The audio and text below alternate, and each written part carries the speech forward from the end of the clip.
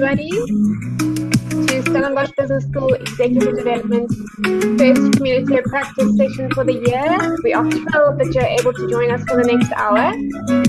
I'm joining you from Cape Town. I must say I'm feeling the chill.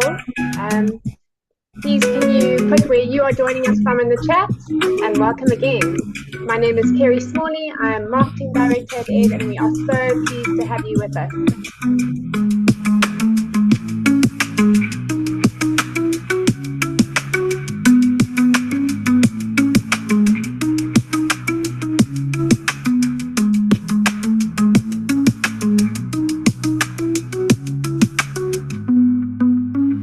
Everyone's feeling a bit shy this afternoon. I'll go. I'm Jane. I'm from Stellenbosch Business School Executive Development, and I'm also signing in from Cape Town, also feeling the chill. Winter's on its way. Hi, everyone. Welcome. Thank you, Greta. Thanks, Kurt. Lovely to have you. Thanks, Janine.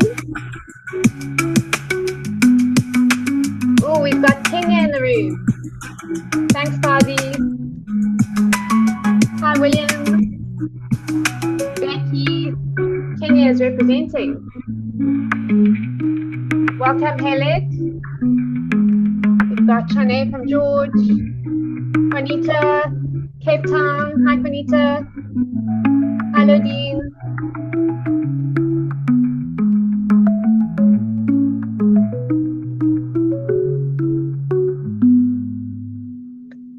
Good afternoon, Victor, also from Nairobi. Hi, Martin, Cape Town, Siobhan. Welcome, Christelle. Hi, Jenna. Hi, Caroline.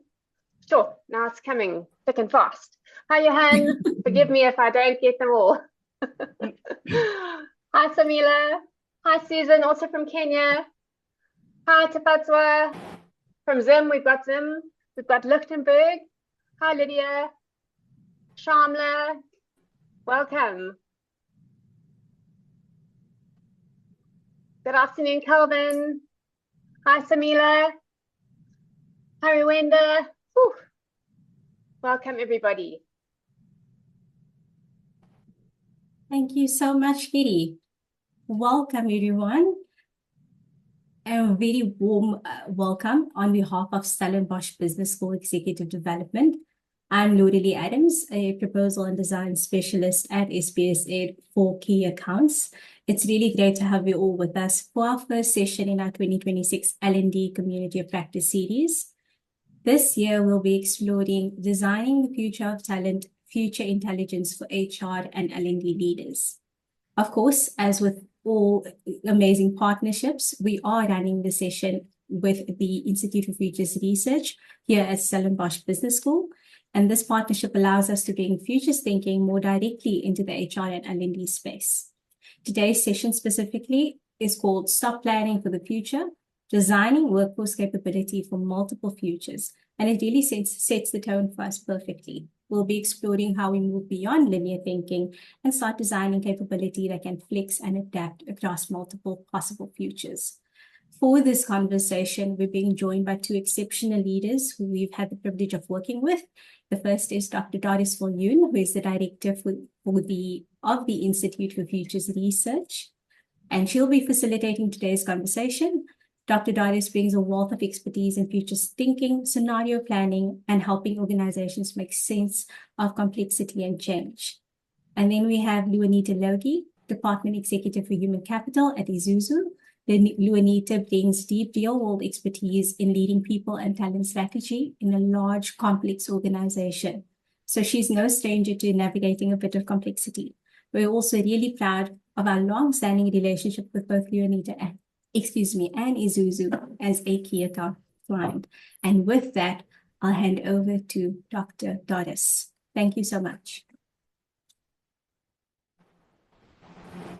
Thank you so much for that introduction, Lorelie. We are very excited at the Institute for Futures Research about this whole series of talks, and then, of course, about today.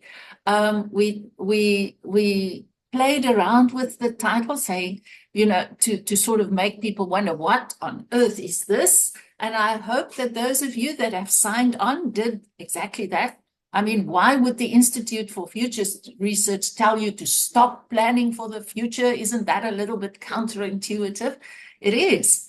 And that's exactly what we're going to talk about today. So stop planning for the future, rather plan with the insights from having considered multiple futures. And I couldn't think of a better person than Lunetta to join me in this conversation.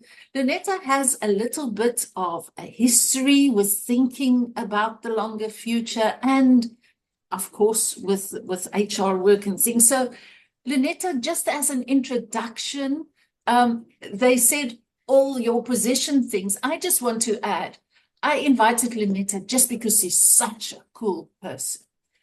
So Lunetta, just a little bit about your history and with futures thinking and with us at the Institute and with Ed, if you want.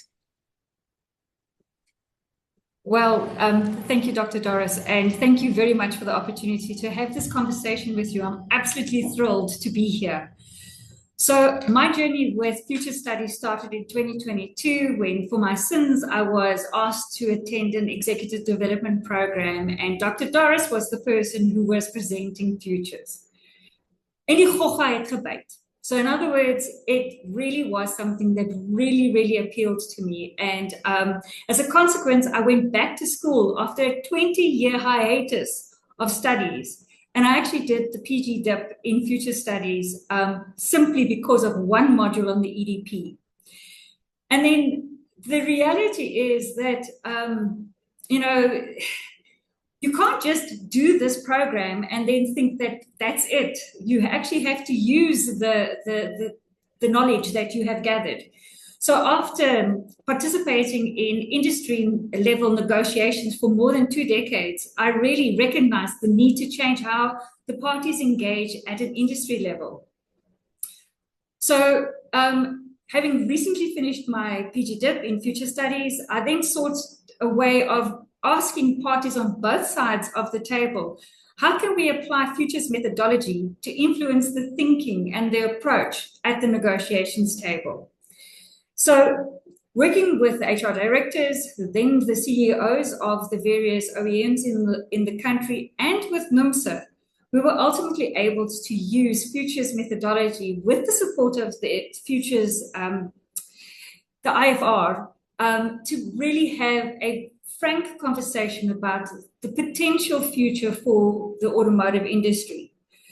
Now, I can tell you that this is a long-term game. It's not something that happens once and then you have the solution. So although the process didn't shorten our overall negotiation timeline or materially change the nature of the demands that we were facing, it did create a structured platform to engage on strategic challenges facing the automotive manufacturing industry, and then also to moderate what was in fact agreed to when we reached the end of our negotiation process. I really do believe that the shared understanding contributed to one of the lowest settlements that we were able to achieve in the industry in over 2 decades. That's really a little bit of the history. Oh, thank you very much, Lunetta. Now, let us play 20 questions. All right, I'm in rapid fire going to ask you 20 questions. So let's start with the scary one first. All right. Okay. So are there extreme futures for the South African automotive sector that worry you most from an HR perspective? There are. So the first is that there will be a gradual decline in the automotive industry through mass redundancies, supplier failures, and even the significant loss of skills. The second is rapid automation with limited local benefit resulting in fewer jobs, particularly blue-collar jobs in the industry. And then perhaps even a greater need for higher skills, but fewer jobs going forward. And then finally, the green pivot could potentially fail because of missed EV supply chains, lost foreign direct investment and continued ICE dependency, simply because we don't have the necessary policy frameworks in place. So we may find ourselves at the short end of the process, given that we are less than 1% of global automotive manufacturing in South Africa. Now, I have to now show that you guys have taught me some of your acronyms by explaining to the people that may not be in the industry that ICE stands for internal combustion engines. Now, am I still remembering it correctly? Yeah. 100%. Okay, so in futures thinking, it's always valuable to first think about if everything just carries on the way it is carrying on, where are we going, kind of. So which future seems most likely if current trends just carry on the way it is carrying on?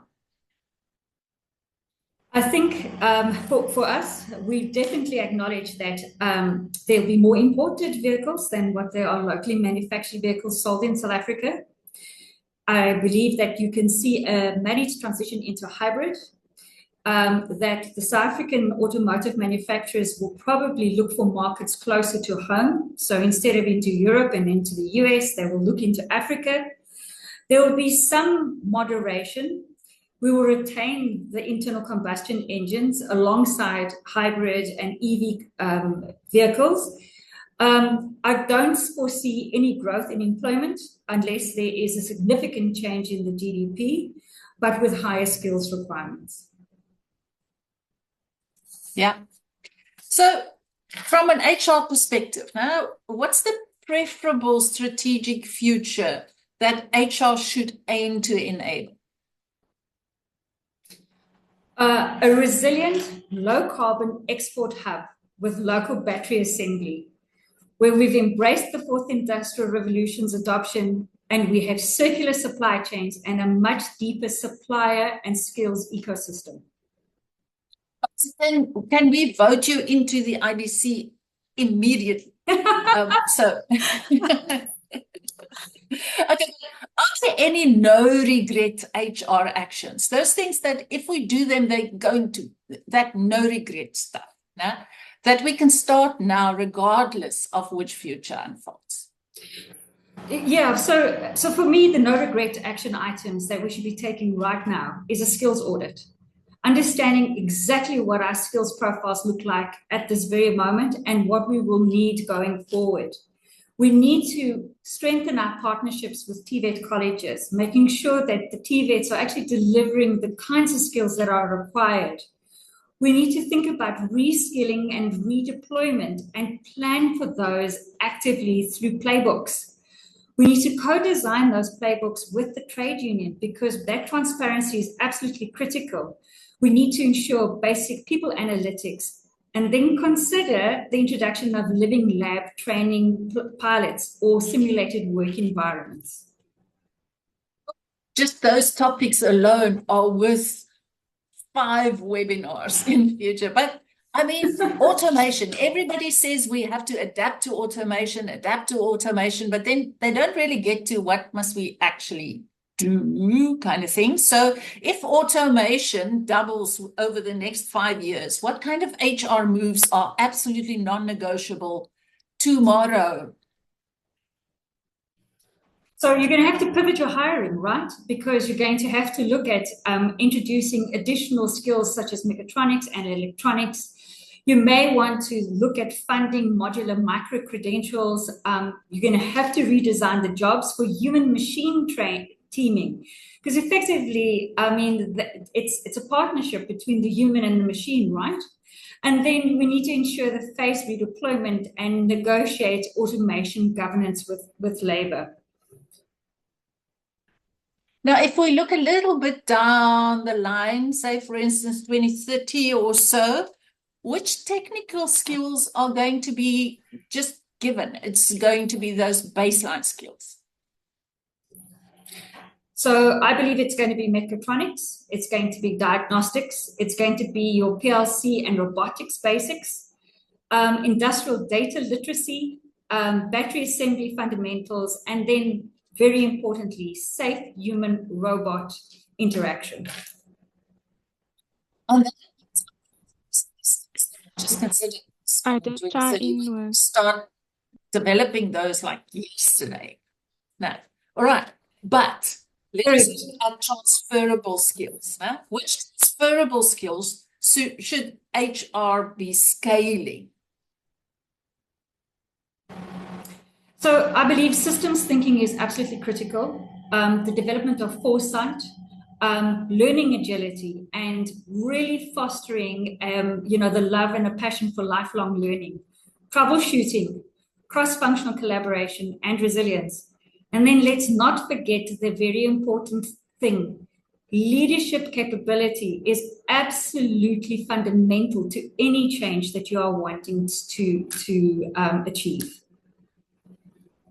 And that is leadership on all the levels and across everything. Okay. From leading self to, for example, leading big change projects, having change agility and the ability of leadership is absolutely critical. And we forget that no change can happen without human beings. So, profiles, how must they change if we now look at the automotive sector and a potential new energy vehicles, electric vehicles and stuff, and automation? So that change, if we shifting and pivoting towards more EVs and automation, what happens on entry-level recruitment? So effectively, what you're going to be doing is you're going to be bringing entry-level individuals in who are no longer your heavy mechanic trainees, but more electronic and battery assembly trainees. You're going to recruit via TVET colleges and other adjacent sectors, including IT. And our youth skills hubs would have to focus on offering returning worker pathways. When I say returning worker pathways, I'm saying to you that you're going to have a lot of churn in your specialized skill sets. And we're going to have to adopt, as HR practitioners, the mentality of catch and release.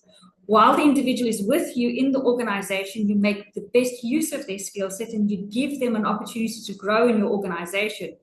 Should they wish to go and stretch their wings elsewhere, remember, track them because you may want to bring them back. So being deliberate about returning worker pathways is going to be a critical HR activity. Yeah, and not just in the automotive sector. I mean, that is a recurring theme across industries whenever we, from Institute side, facilitate it. But that requires a deep mind shift and a culture shift within an organization. But that leads into my next question. So how do we redesign career pathways when technical ladders start outpacing seniority? It's an interesting question because we often get the question in our own organization currently. There's a difference between a people leader and a technical leader, and how do you create those dual pathways? The reality is you do need to have both. You need to have technical and managerial tracks. And you need to have credential-based promotion, rotational programs that are tied to micro-credentials and internal certifications.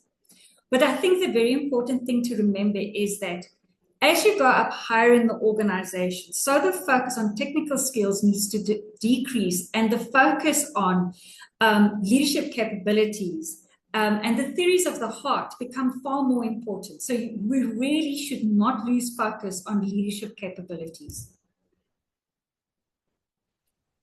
When we think about the futures of the automotive sector, and we're going to pivot to more generic questions just now, but let's stick with one more on the automotive sector. Are there any early indicators that stuff is shifting and moving and changing? What can we keep an eye out for? So there are significant indicators. One is how the imported products from China and from India are currently overtaking the locally produced vehicles in South Africa. We would have to look at EV sales growth. We would need to look at things like battery import flows. Another important indicator is whether our suppliers are investing, and if there are any automation announcements. We need to look at TVET college enrollments, export order trends, and then also local energy reliability metrics become absolutely critical, because it's no good having an EV if there's no ability to charge it.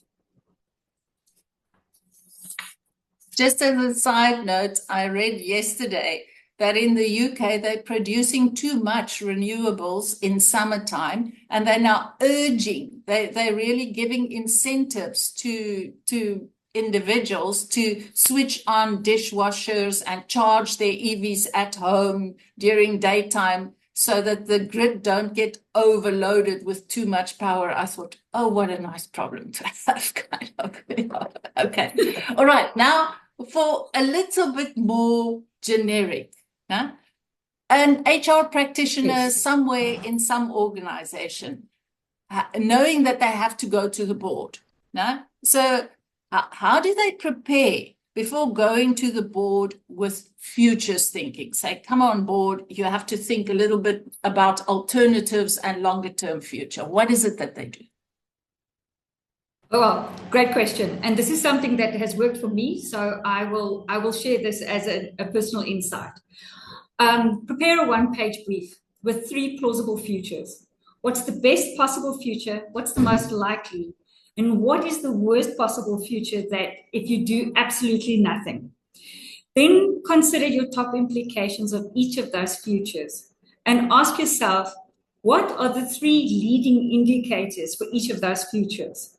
And then recommend 3 board decisions and provide supporting data.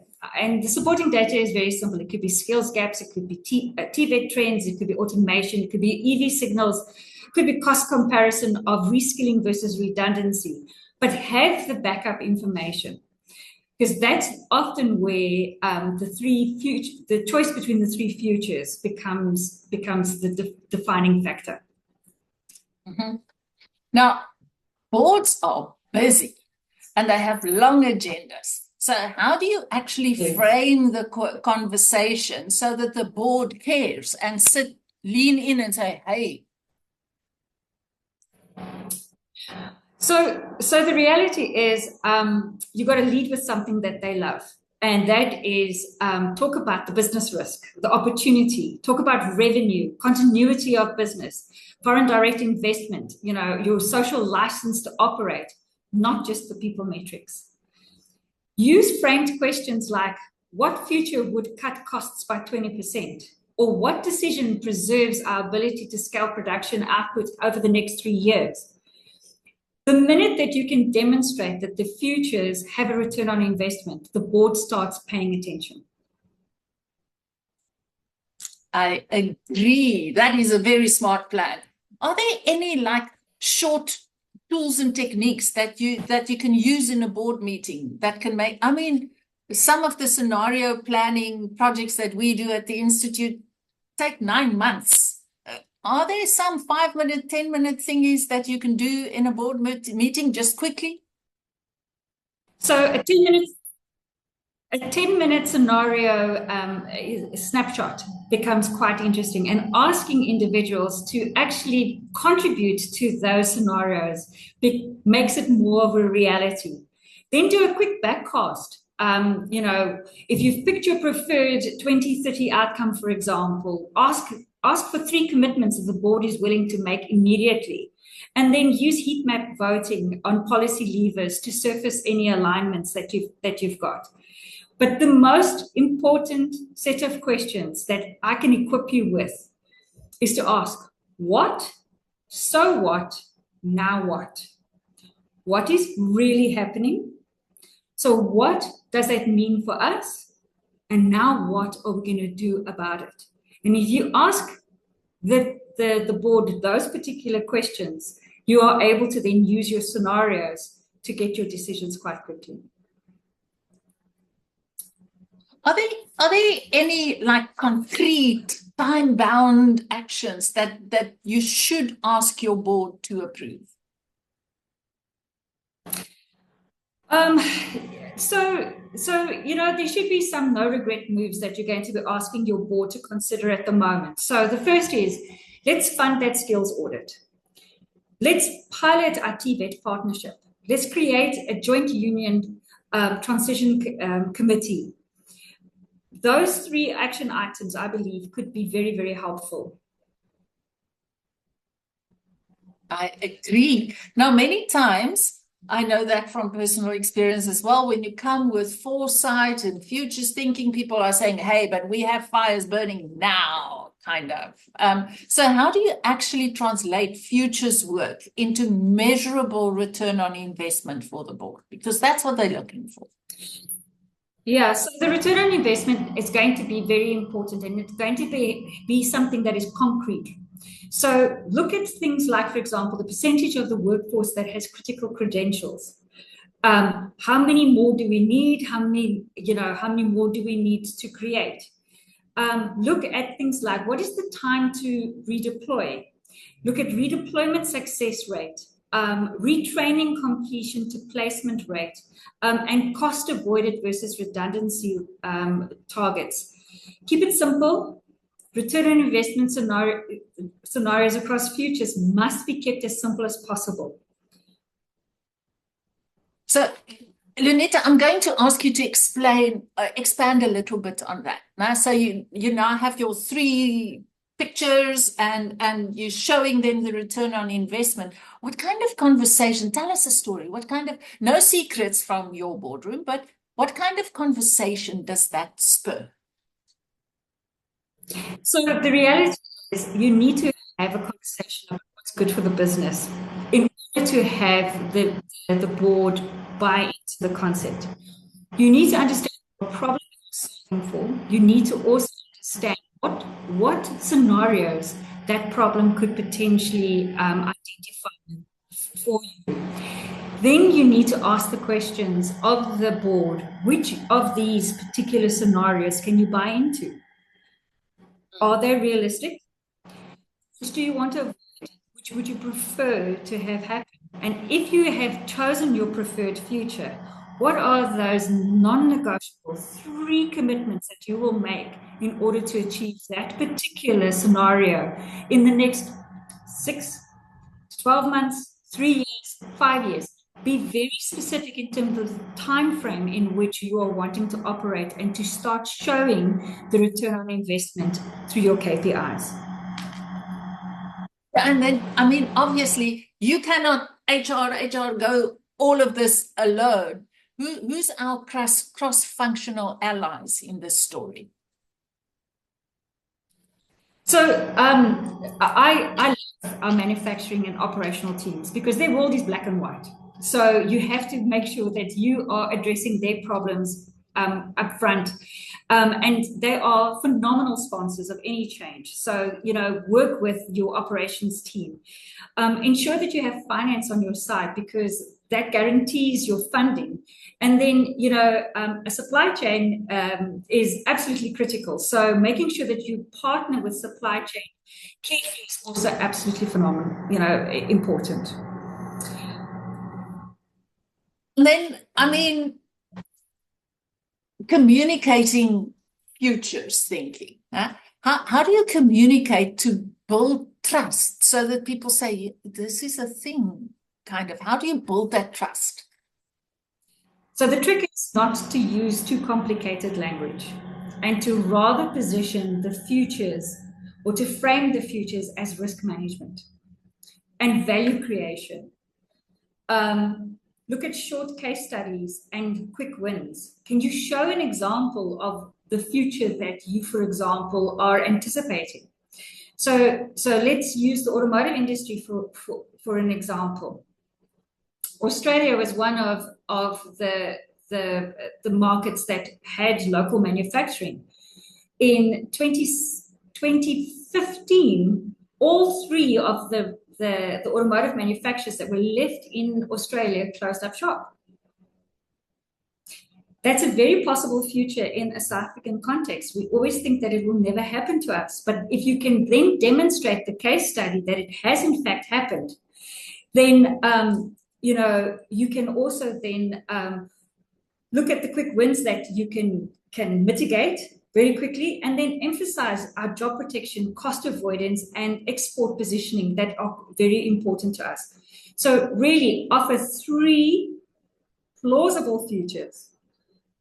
Help the team identify the preferable future, and then get them to commit to those 3 things that will actually help you to achieve your preferred future.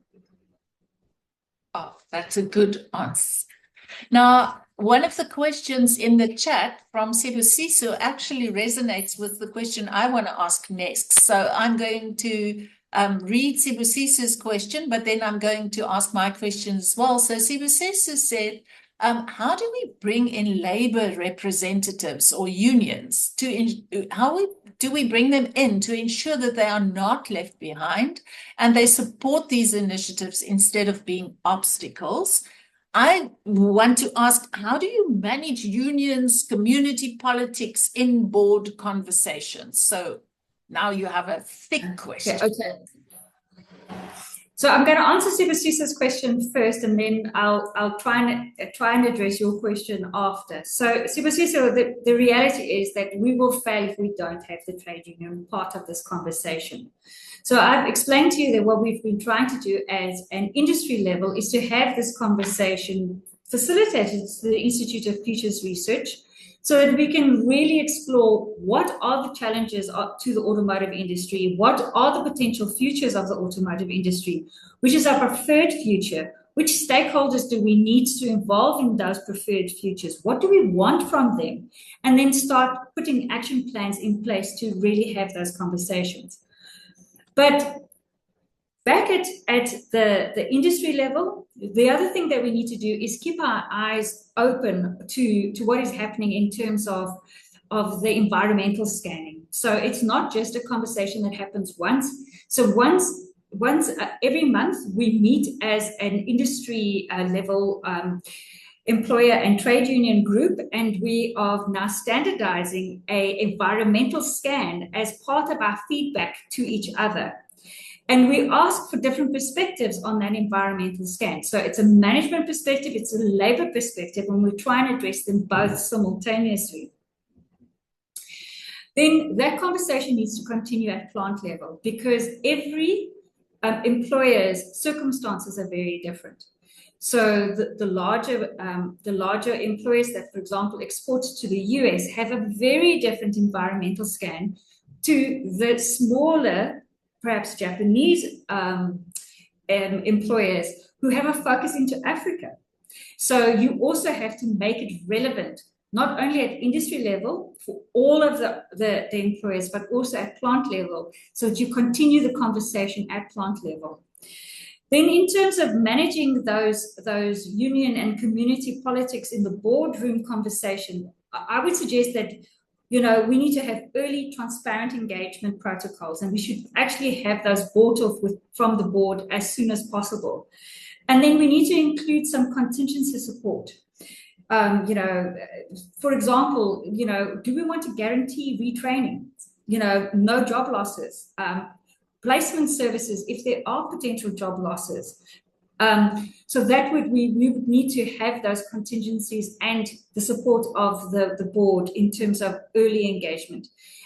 I think the trick is not to let the trade union or labor be faced with a fait accompli, you know, a decision that is taken that they have no ability to influence. So early engagement becomes absolutely critical.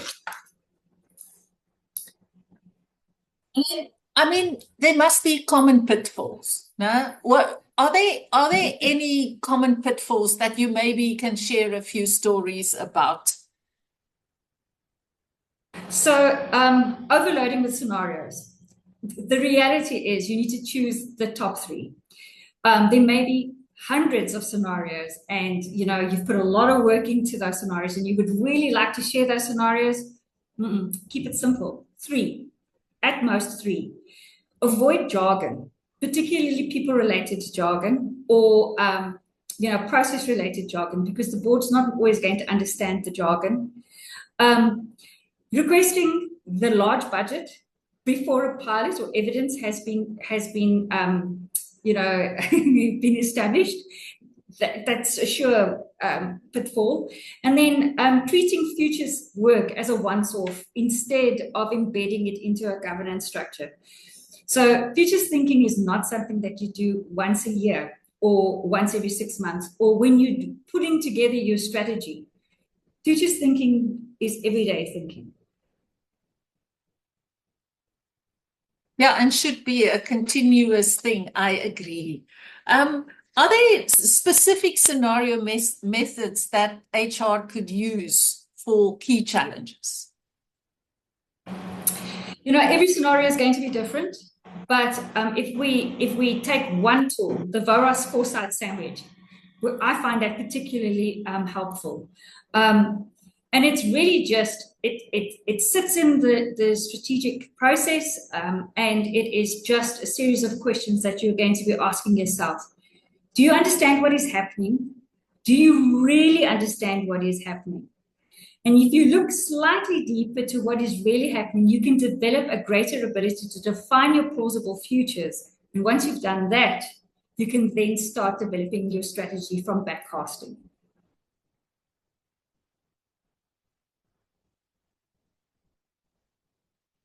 Dr. Doris, I can't hear you. I forgot to unmute. That makes so much sense. Maybe if we just stand still for a second, I just want to check. Do I have sharing rights? Yeah. Can I just ask Kerry or somebody with hosting rights whether I will be able to share the Voros framework so that people could just have an image of it? Okay, Doris, give us 2 minutes. Yeah, I think I'm sharing, am I not? There you go. Yes. Okay, so what this does is to really explain where the place of strategic foresight is.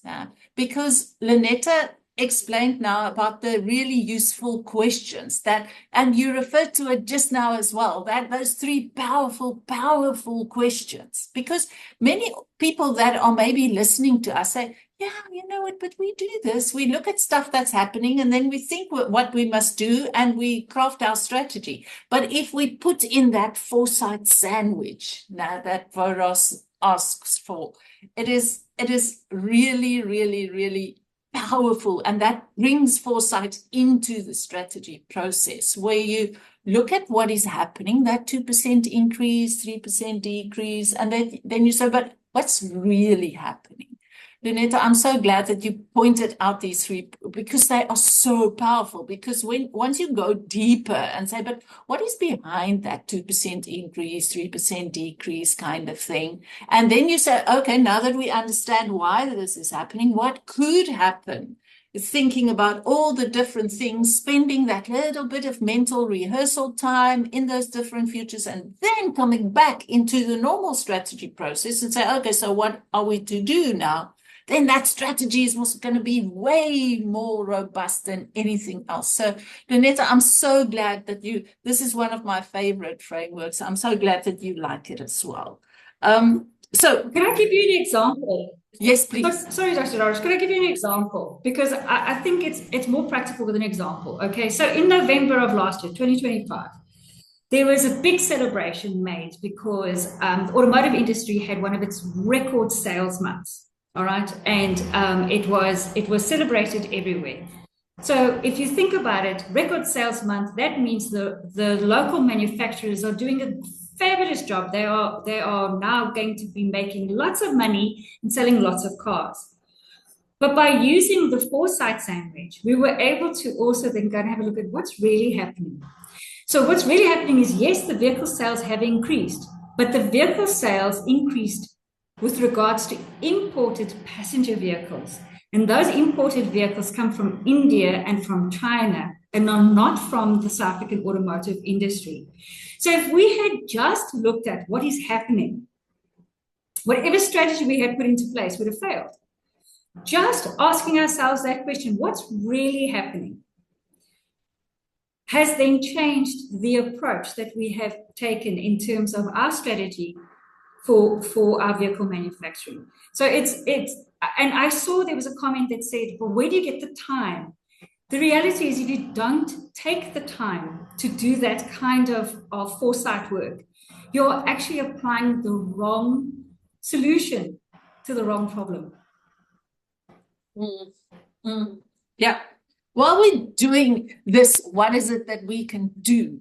Are there maybe go for 3 workshop prompts that HR can start using like right now? Okay, so here's the thing. I know that future studies and futures seems, sometimes a little out there and a little scary, but think about these questions. If your operation is 60% automated by 2030, what are the 3 actions HR should start doing this year? Then, if 30% with your HR team, that could be a really cool. Correct. And I mean, everybody has an hour or even 30 minutes to just kick that question around. So put the team together. Let's just kick it. Okay, 2 more. And remember that when you are thinking about that possibility, you're dress rehearsing for the future. So when it comes to reality, it doesn't scare you. All right. Next one is, if 30% of your workforce requires retraining, what are the 0 regret first moves that we need to make? And then finally, can we think of 2 partners that could cut our time to train critical skills in half? And how do we engage them? Oh, those are 3 amazing topics, Sunetta. Each of them on their own can really, I'm sure people that are listening and are the HR practitioners in their places, I mean, each of those 3 could produce such beautiful and powerful things. I think we can go to a few questions. Jane, if you could help us to share a few of the questions, and then I'm going to ask you one more question, one big question that I still have up my sleeve, Lunetta. But Jane, let us hear from the floor. Yes, thanks.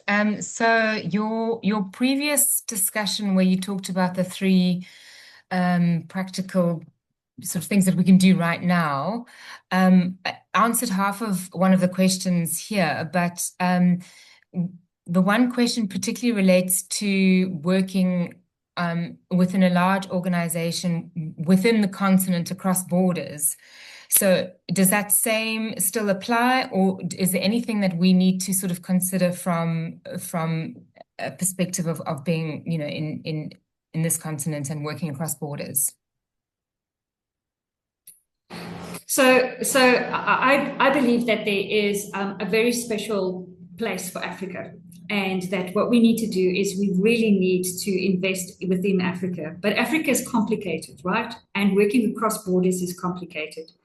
So having your environmental scans in place become absolutely critical, because then you know what challenges you are needing to overcome. And understanding also where growth is possible and where growth is potentially, stunted, is going to be inform where you are going to be investing. But the people challenges remain relatively the same. If you think about it, it is the lack of skilled resources. It's how to retrain and redeploy resources. It's about leadership capability. And those, I think, remain the heart functions of HR that we should really spend our primary focus on. Thank you. And then another question that leads onto that, the mention of the workforces is, and there's 2 questions here that I'd like to combine together. The one is how you balance sort of the pressures of needing to be efficient, so efficiency pressures, with the need to build adaptability into your workforce. That's sort of section A of the question. And then to that point, how do you, somebody said, what strategies can then be implemented to maintain sort of a psychologically safe space in relation to job security? So two sides of the same coin with that one. Okay, so I'm going to give you a very automotive specific response, simply because that's what I know. And I can tell you that, any organization in the automotive industry works on the principles of Kaizen, which is this continuous improvement, and the application of your resources to best effect. So we're always looking at balancing, making sure that we are using our resources, including our employees, for the right purposes and at the right timeframes and to meet the customer's requirements.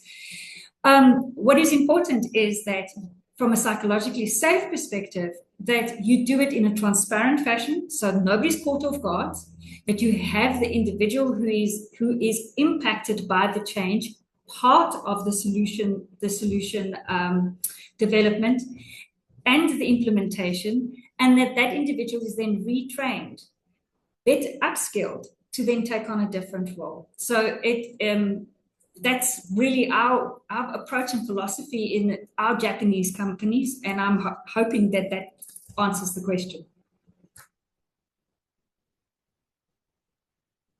Thanks, colleagues. I've been sent a couple of questions through to my account. This one I'd like you to address as well. How do larger organizations move fast enough to build capabilities, but without necessarily breaking governance and structure, remaining agile? Remaining agile. So I'm going to suggest the following, and it goes back to being prepared. So you'll recall that I said to you that foresight work or futures work is not a once-off kind of activity. It is an everyday activity, and you can't say the Chinese imports came as a surprise, because there have been seeds of that future in the past for such a long time that it could not possibly have come as a surprise. What you need to do is pay attention to those indicators that we spoke about a little bit earlier, understand how they are developing in your environment, and actually plan those scenarios so that you can move quickly within your governance structures. So you actually set yourself up in terms of those scenarios, to be able to move with agility. Hi, Davidine.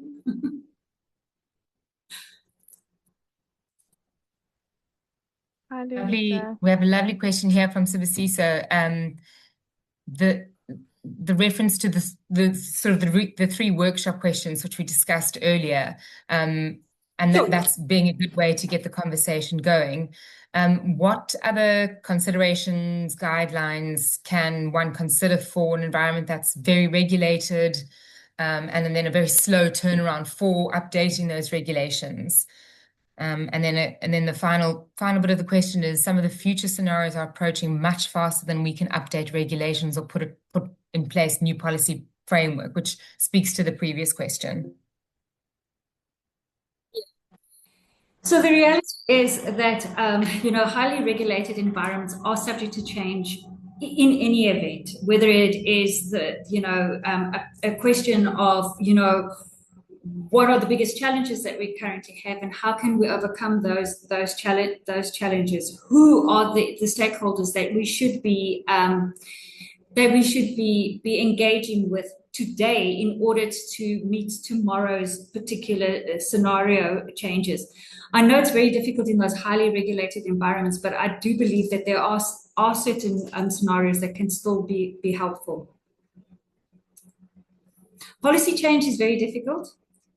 So you have to think out in terms of your time frames. It can't be something that is a short-term time frame change in terms of policy. You actually have to start engaging with policymakers at least 10 to 15 years ahead of time in order to affect policy change.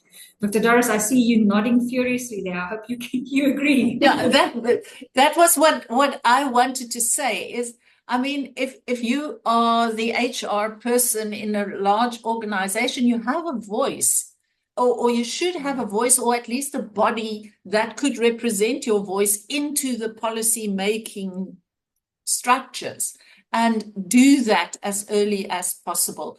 I can give good news from the IFR, and that, I mean, over the past year, at least 2 of those really big regulating bodies asked us to help them to think about the futures of whatever it was that they were regulating. So some are actually thinking about what they should be regulating or what they should be planning to regulate and write policy for next. But yeah, I wanted to say that, but you said it really well, that say it, use your influence into the policy. Don't just wait, because if nobody tells them anything, they're not going to know that they need to do something.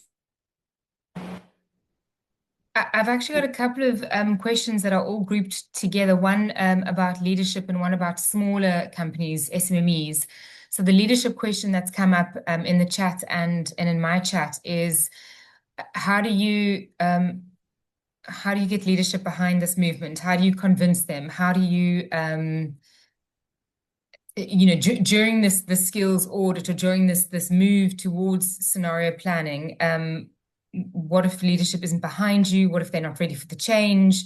How do we move it forward, get their buy-in? So it's like building a business case for any change. You have to demonstrate the return on investment in terms of the leadership buy-in. Ultimately, think about the difficulties that we had trying to get the trade union, the CEOs of 7 motor manufacturers, and the HR directors all on the same page to go and spend time with the Institute of Futures Research talking about this wild idea of 3 possible futures for the automotive industry. At the end of the day, what we had to do is, I had to do is demonstrate the return on investment in terms of having that particular conversation.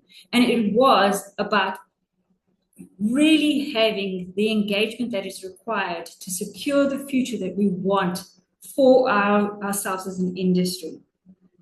So you have to understand the language that your leaders respond to, and then look at how you package your proposals in the language that they understand and respond to.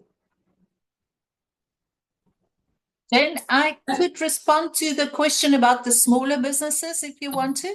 Yeah, there's actually two similar questions. One is this one that you see in the chat, and the other one is about a similar thing. In smaller companies, if budgets are tight, where should organizations focus on? Where should they double down on and pull back on? So 2 sort of small business questions. I think my story to hook onto both of those, I wanted to answer by using an example of a small business owner that said he wanted to cultivate a culture of curiosity within his organization, because I mean that is the base for futures thinking, is people that are curious, that are looking out.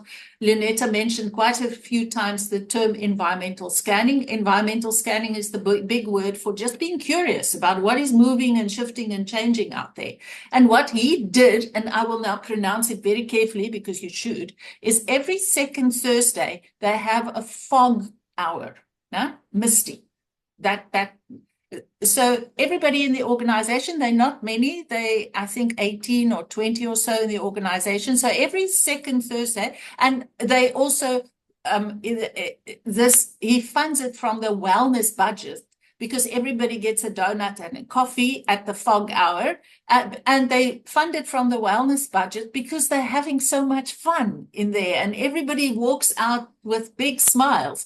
But what happens there is, during the fog hour, they just sharing with each other strange things that they are looking and seeing and noticing and thinking about where that and if that could touch us in our business, and if so, where and when and what is it. So it is just interesting conversations. He says over a short bit of time, that has really shifted the mood, the general mood in his organization.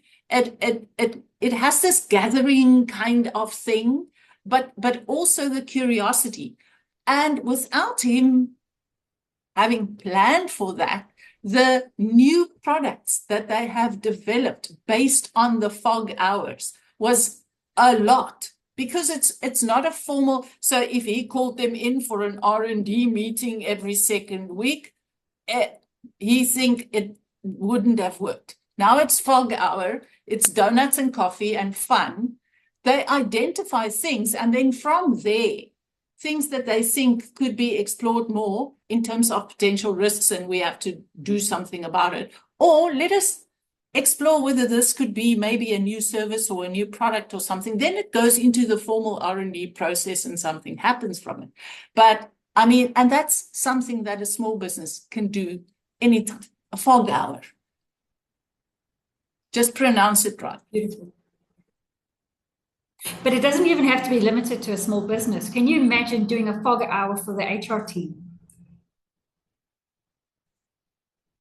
Beautiful.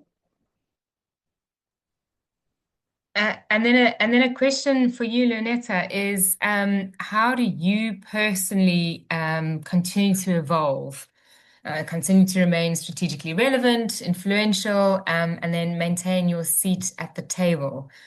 With leaders becoming increasingly self-sufficient through greater access to data, insights, and digital tools, how do you remain where you are?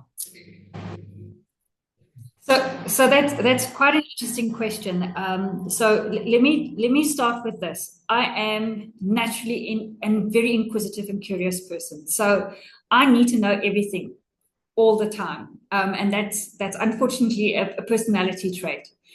But a little while ago, I made the very conscious decision to stop being an HR leader, but rather to be a business leader who happens to specialize in HR. So having a bit fuller understanding of the full value chain of what I'm supporting, understanding the challenges within the organization as well as within the industry becomes absolutely critical. Making yourself indispensable, volunteering for those projects that are seemingly very uncomfortable for other people. Sometimes you don't have to have the answer, just to apply a process.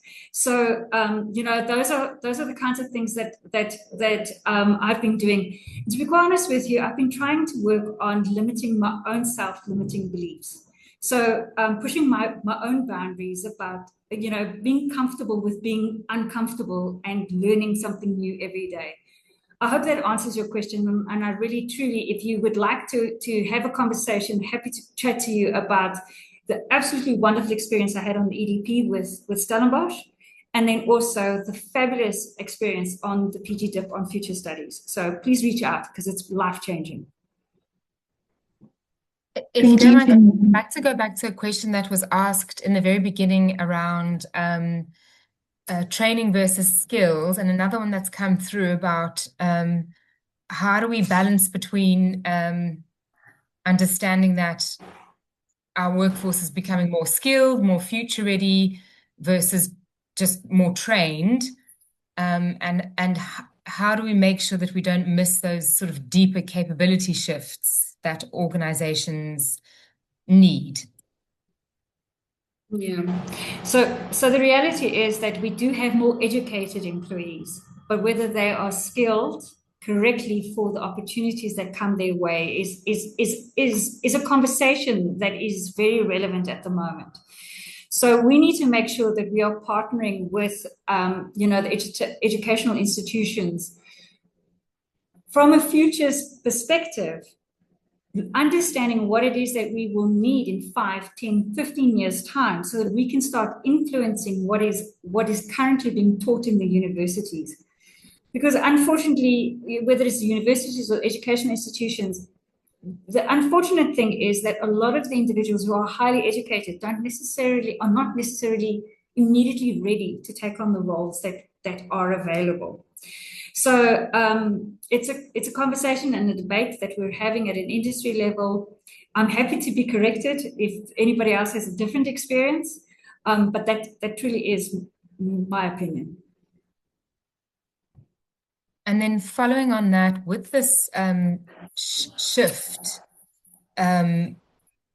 how do we bring an existing workforce along on this journey? And we're not just sort of looking for future hires or designing for future hires, planning for future hires. How do we work with the current team that we have? Yeah, I think we owe every employee a conversation around their careers and their career pathing, whether they're blue collar or white collar employees, and then looking at their own aspirations. So from an MSAF perspective, we have a lot of development that happens for people who would like to have that kind of development. And we've employed a philosophy that says that you grow with us, you outgrow us, but not growing is not an option. So we may invest in your skills, in your education, and you may move on to another employer. That's okay. We'll continue mapping you to opportunities in the future, and we'll bring you back when we're ready for your skill set. So that philosophy of grow with us, outgrow us, but not growing is not an option is absolutely critical to our success in terms of our people development.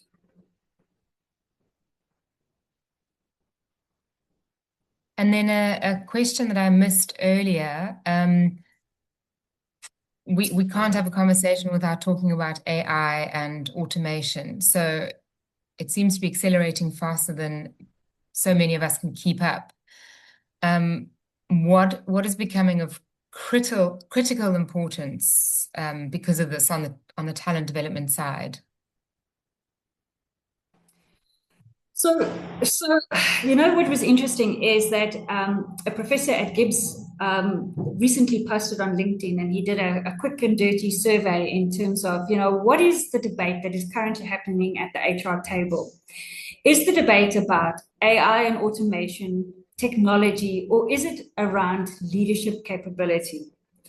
And in probably 2/3 of the responses that was provided to this particular survey, it goes back to leadership capability.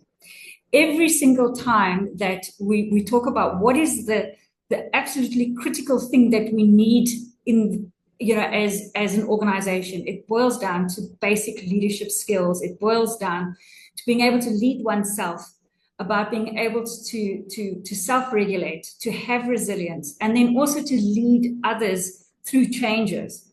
So I would venture to say, yes, AI is going to continue. It needs to be deployed as a tool, not as an answer. Automation will also continue, but the automation needs to be done in association with human beings, so that you.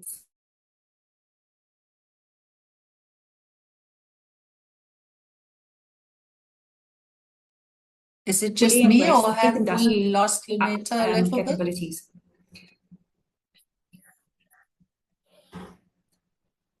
I'm back. Oh, cool. Lovely. Jane, are there more questions? Lunetta, there are beautiful compliments and acknowledgements of the things that you are saying in the chat as well. Jane, are there more questions?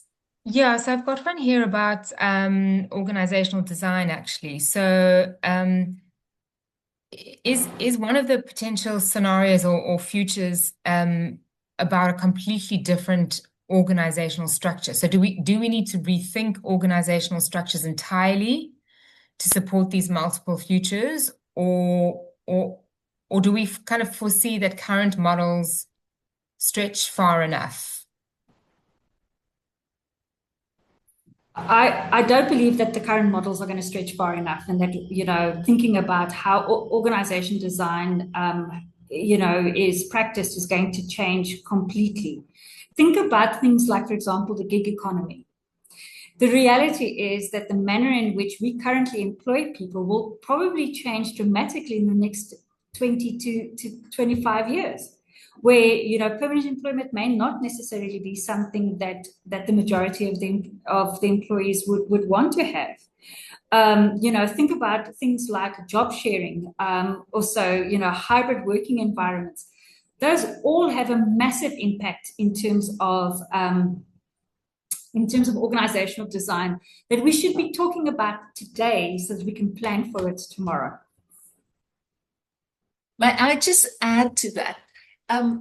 From a foresight or future studies perspective, it is very useful to not say, do you think this is going to happen? Because then it's just yes, no, and it's a guess or not. Let us rather ask, what if this happens? And take a bit of time out and say, what if that happens? What is that going to do to our business model, to how we recruit or plan for people and those things? Just flip the question from, is this going to happen, to just spending time of, let us pretend that it is happening, that it happened. What does the business look like? How do we do business? What do we sell? Who do we partner with? All of those usual business model questions. Just say, what if that is the world then? What does it look like? And useful things will come from that.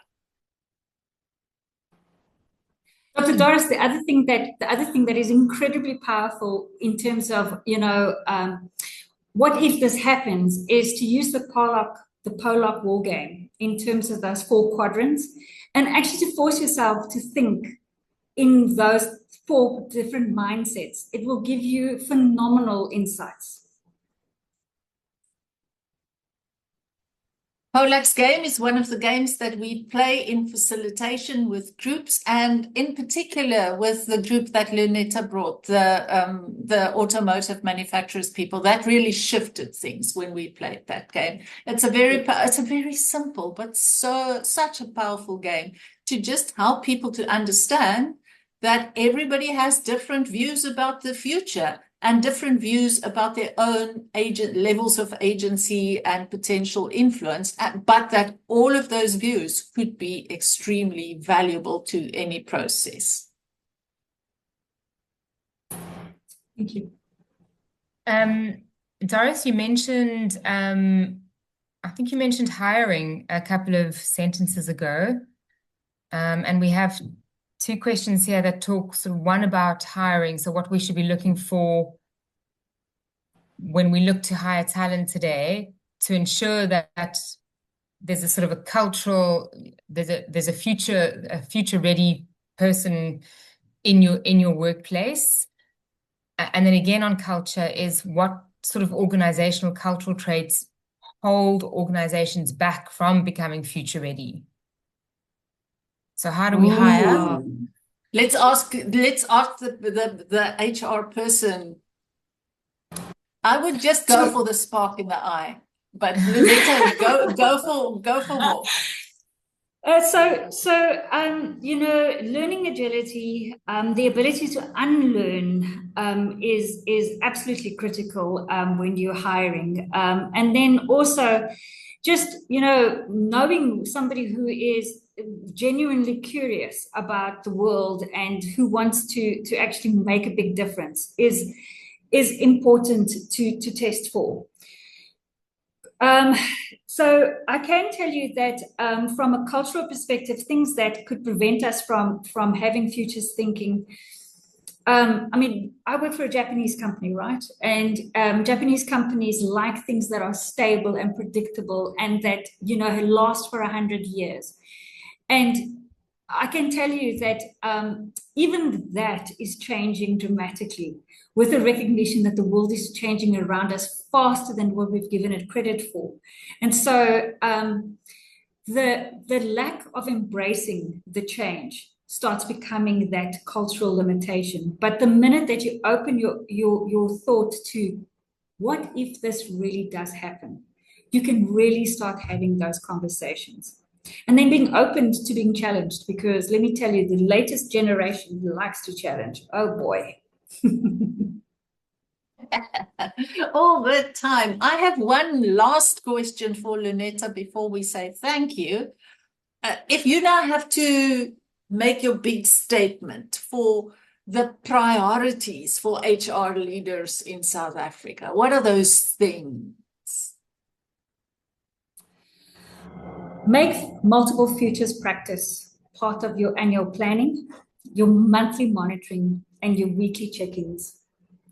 Treat multiple futures as an ongoing governance practice, not just a once-off exercise. I agree so much. So, wow, this was good. Lunetta, you were really good. Another question in. This one One I'd more really question. We can probably squeeze it in like sideways or so. So what does acceptable failure look like then? We're trying to build multiple futures. What's good enough? What's failure? So I've always believed that stretching to catch the moon and falling in the stars is absolutely an acceptable failure. Making sure that you have stretched and that you are capable of accepting that some things are just not going to be within your control, but then pivoting and then going back to look at what is in with my control. What can I do now to influence the outcome of that particular failure? So it's not just accepting that failure has happened, but learning from the failure and then taking those lessons and applying it in terms of how you can then approach the future.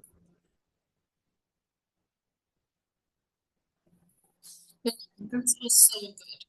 Thank you very much for sharing such a wealth of cleverness on strategic level, on technical, practical things, but also from your heart and from your personal experience. Thank you so much. I really enjoyed listening to you. And I want to echo one of the comments in the chat that says, you made the best explanation of being a business partner. You have really described what it means to be an HR business partner. It was the best one that person has ever heard. So well done, and thank you for being a really great conversation partner. I'm going to hand back to the powerful peoples to say thank you very much.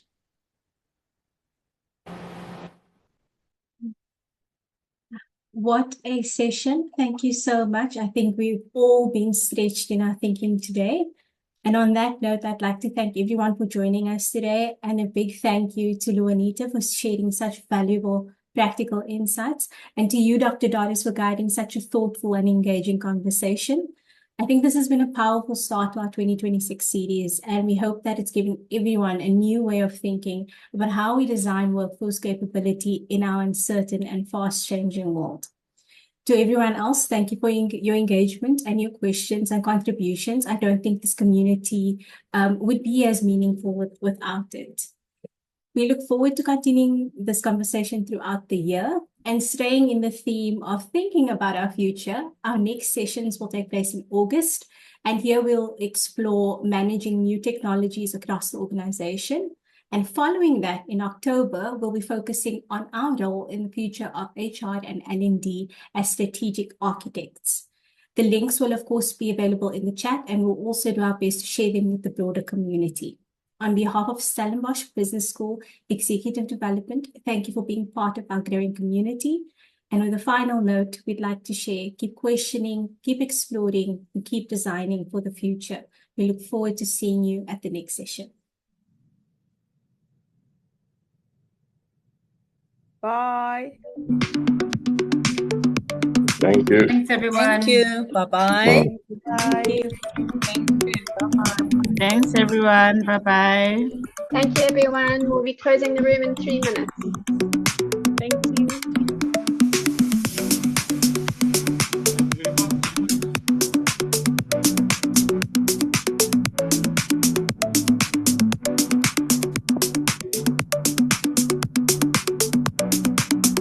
Thank you. Bye.